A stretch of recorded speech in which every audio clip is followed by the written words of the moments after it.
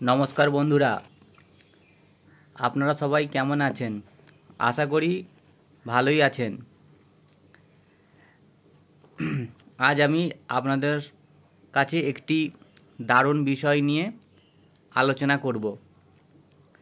সেটি হলো একটি এয়ারক্রাফট নিয়ে, যেটি আমেরিকার নির্মিত বিশ্বের সবথেকে বড় এয়ারক্রাফট।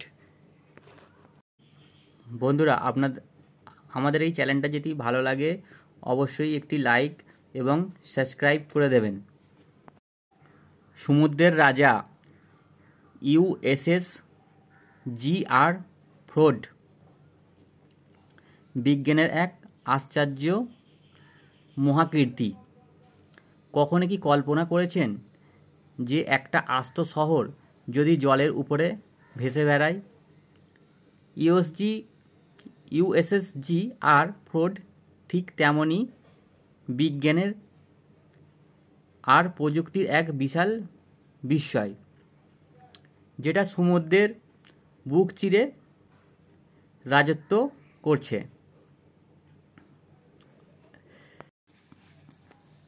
মাপের কথা শুনে চমকে যাবেন বন্ধুরা। এটির দৈর্ঘ্য 1106 ফুট, প্রায় 4টি ফুটবল মাঠ একসাথে পাতলে যেমন হয়। উচ্চতায় 24 তলা ভবনের সমান, ওজন প্রায় 1,00,000 টন।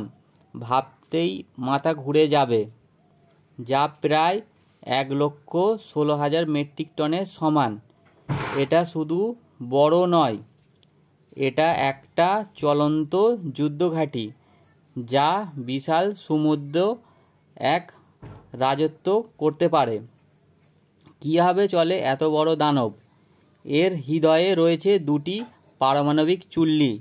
এই চুল্লি 25 বছর পর্যন্ত অবিরাম শক্তি সরবরাহ করে।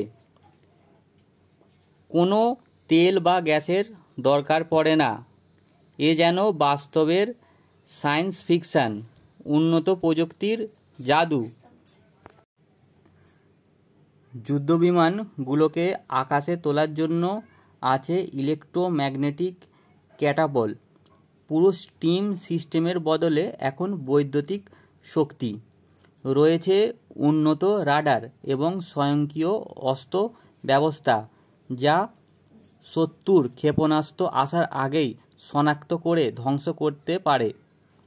আধুনিক প্রযুক্তির কারণে প্রায় 600 জনের কম নাবিক নিয়েই পুরো জাহাজের কাজ সামলানো সম্ভব।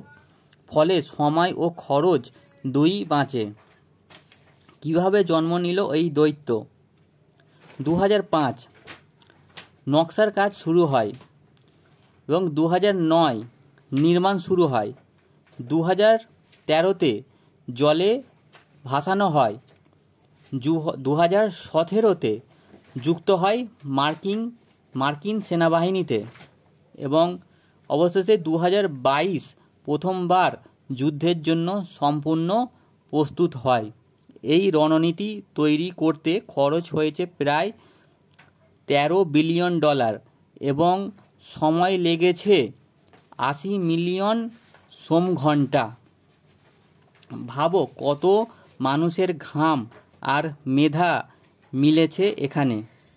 শেষ কথা বললে ইউএসএস জি.আর. ফোর্ড হলো বিজ্ঞানের সেই বিস্ময়, যেটা সমুদ্রের বুক থেকে যেন বলে ওঠে, মানুষের ইচ্ছাশক্তি আর প্রযুক্তি মিলে অসম্ভবকেও সম্ভব করে তুলতে পারে।